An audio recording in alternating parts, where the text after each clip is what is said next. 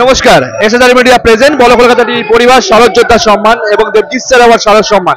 Chief patron Debjit sir, লড়িয়ে দেওয়ার প্রতিযোগিতায় নয়, পাশে থাকার অঙ্গীকারে আমরা যারা আমাদের এই মহাযুদ্ধে আমাদের পাশে দাঁড়িয়েছেন, যাদের নাম না বললেই নয়, Orbit Group, Gupta Brothers, Tathastu, Balaram Mallick and Ratanbar Mallick, Japan Motors, Shri Gobinda Acharya, Maa Shailaputri Agarpith, রাজজ্যোতিষী অগরী Acharya Ranabrata, Doctor Babli Mukherjee, Ruby's Beauty Clinic, Rubi Dutta, আশ্বাস Chest and Allergy Clinic, Biswajit Ghosh Allergy and Asthma Treatment Centre, Prashanta Kumar Das, Swastika Boutique, Arman Biryani Restaurant and Caterer, Trinayani Developer, Mohanlal Gupta CA, Sanad Sarkar বিশিষ্ট সমাজসেবী, সঞ্জিত পালিত, গৌতম নাগ, রিকভারি মেডিসিন শপ, সবাইকে আমাদের তরফ থেকে অসংখ্য ধন্যবাদ।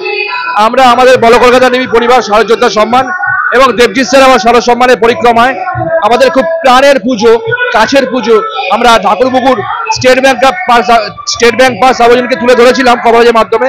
আমাদের বিচারে বলো কলকাতা টিভি পরিবার শারদ যোদ্ধা সম্মান এবং দেবজিৎ স্যার আমার শারদ যোদ্ধা সম্মানে আমরা সম্মানিত করছি।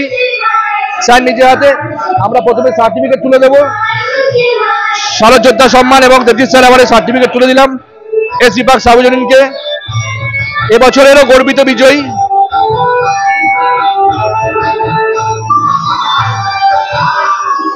শারদ যোদ্ধার মেডেল পরিয়ে বহন করে নিচ্ছি আমরা স্টেট ব্যাংক পাস সার্বজনীনকে।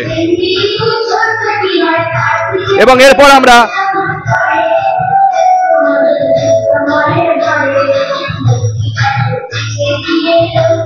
প্রথমে দেবজিৎ স্যার অ্যাওয়ার্ড শারদ সম্মান তুলে দিচ্ছি, ওনাদের হাতে স্পেশাল ট্রফি তুলে দিচ্ছি, দেবজিৎ স্যার অ্যাওয়ার্ড শারদ সম্মান।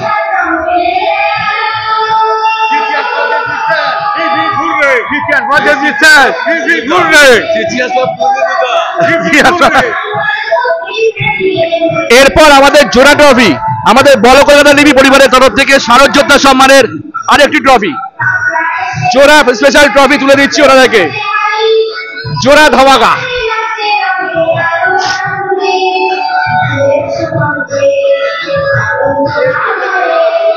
বলো কলকাতা টিভি পরিবার শারদ যোদ্ধা সম্মান 2024 এবং দেবজিৎ স্যার আমার শারদ সম্মান 2024-এর জোড়া trophy special trophy Thakurpukur AC park সার্বজনীনকে।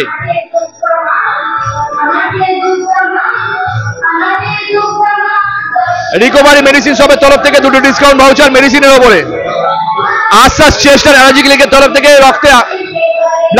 ব্লাডের ওপরে রক্ত পরীক্ষা আকর্ষণীয় ছাড়,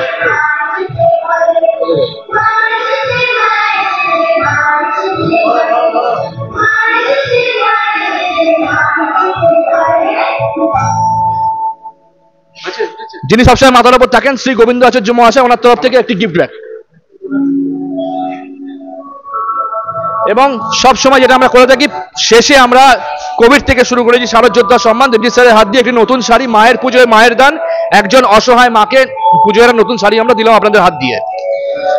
এই শাড়ির অনুষ্ঠানটি যারা যারা আমাদের সহযোগিতা করেছেন, ডক্টর বাবলি মুখার্জি, প্রশান্ত কুমার দাস, সনদ সরকার, সঞ্জিত পালিত, গৌতম নাগের তরফ থেকে মায়ের পুজোয় মায়ের দান।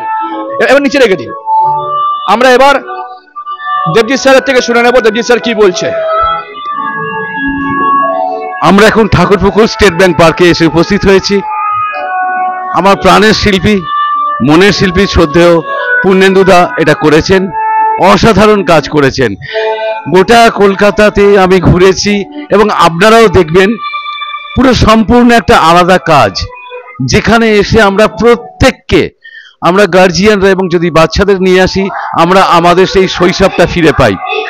এমন কেউ বলতে পারবেন না যে ছোটবেলায় আমরা যখন আঁকা শুরু করেছিলাম, সেই ছোট্টবেলাকার আঁকা দেখে যেন আমাদের সেই ছোট্টবেলাটা মনে পড়ছে।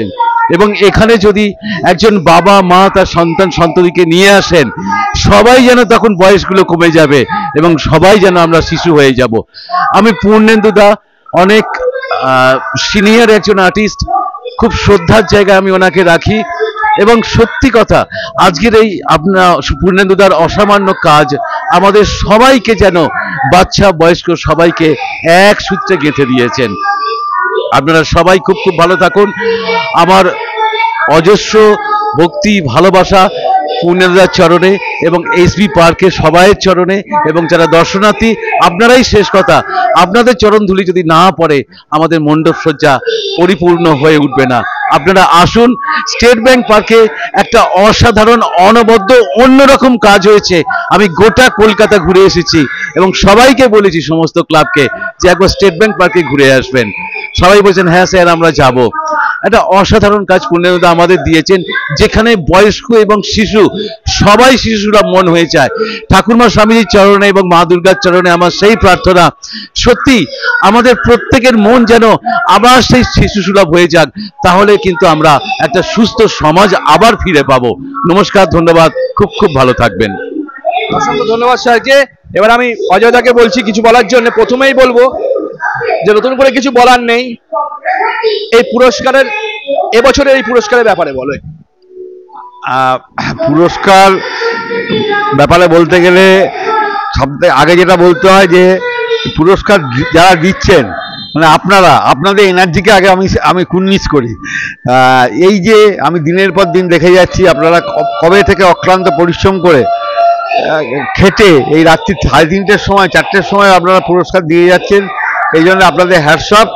আর পুরস্কার পেতে সবারই ভালো লাগে, তারপরে যদি এত বড় ট্রফি হয় তার তো কথাই নেই। আচ্ছা, এবার অজয়দাকে স্পেশাল একটা কথা জিজ্ঞেস করবো, তোমার সাথে যেহেতু পুজোয় এবারে কথা হয়নি। দেবজিৎ স্যার অ্যাওয়ার্ড, আমাদের যিনি গর্ব, আমরা যার নীতিতে আদর্শে মেনে চলছি, দেবজিৎ স্যার অ্যাওয়ার্ড শারদ সম্মানের গ্লোরিয়াস 20 ইয়ার, 20 বছর উত্তীর্ণ করলো। তোমরা অনেক দিনের সাথী দেবজিৎ স্যারের, তো দেবজিৎ স্যার এবং দেবজিৎ স্যারের এই শারদ সম্মানের সম্পর্কে যদি কিছু বলো।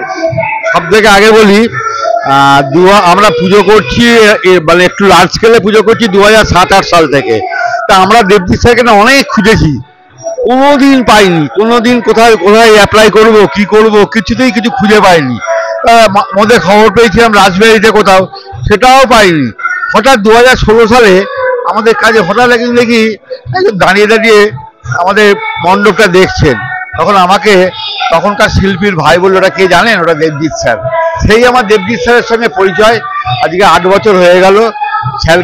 স্যারকে প্রণাম। আর কি বলবো, যে স্যারের এই এনার্জি আমাদের আগামী দিনের পথ চলার পাথেও।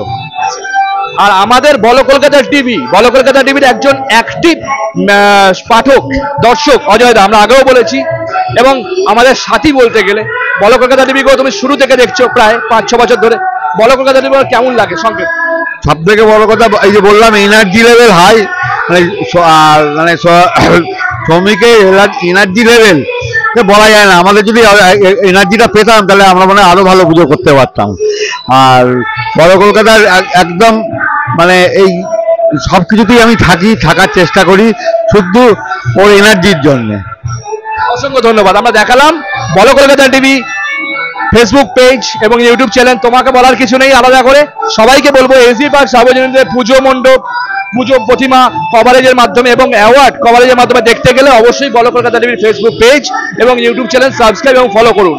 আমরা সরাসরি দেখালাম, পরবর্তী পর্যায়ে আসি। ততক্ষণ বলো কলকাতা থেকে আমি শ্রমিক, সাথে দেবজিৎ স্যার। আমি চিত্র সাংবাদিককে বলবো ওনাদের মণ্ডপ সজ্জা প্রতিমা সজ্জা আরেকবার দেখানোর জন্য।